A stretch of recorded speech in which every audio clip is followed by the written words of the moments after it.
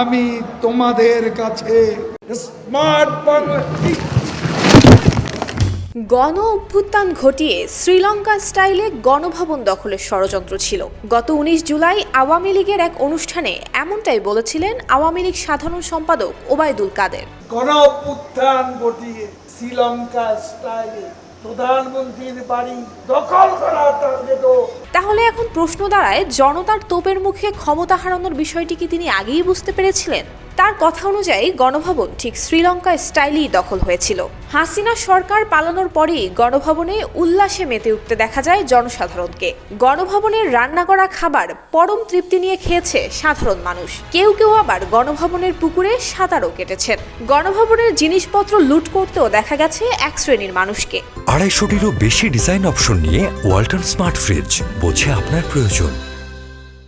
অন্য এক সমাবেশে ওবায়দুল কাদের বলেছিলেন তিনি পালাবেন না, প্রয়োজনে বিএনপি মহাসচিব মির্জা ফখরুল ইসলাম আলমগীরের বাসায় গিয়ে উঠবেন। পালাবো না, প্রয়োজনে ফখরুল সাহেবের বাসায় গিয়ে উঠবো। কি জায়গা দেবেন? না হলে ঠাকুরগাঁয়ের বাড়ি আছে না। ক্ষমতা হারিয়ে এবার কি তিনি মির্জা ফখরুলের বাসায় উঠেছেন? এ নিয়ে নানান মহলে চলছে নানান জল্পনা। বৈষম্য বিরোধী ছাত্র আন্দোলন ঘিরে প্রচণ্ড চাপের মুখে প্রধানমন্ত্রীর পদ থেকে পদত্যাগের পর ভারতের রাজধানী দিল্লিতে আশ্রয় নিয়েছেন আওয়ামী লীগের সভাপতি শেখ হাসিনা। সেখান থেকে তিনি কোথায় যাবেন সেই গন্তব্য এখনও অনিশ্চিত। তবে রাজনৈতিক মহলে প্রশ্ন উঠেছে, দলের সাধারণ সম্পাদক ওবায়দুল কাদের এখন কোথায়? অন্তরে জ্বালা,